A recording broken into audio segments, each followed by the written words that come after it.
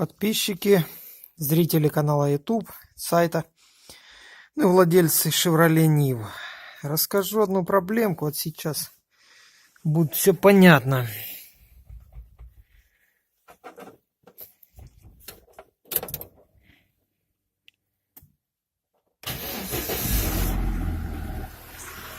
Наличие постороннего звука и шелеста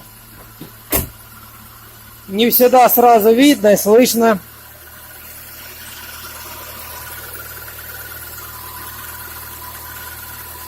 Но выявить надо однозначно. Кожух верхний снял. Сейчас будем выяснять. Стетоскопа нету. Прослушать никак не удается каждый узел. Звук в районе помпы, либо натяжник. Но будем проверять.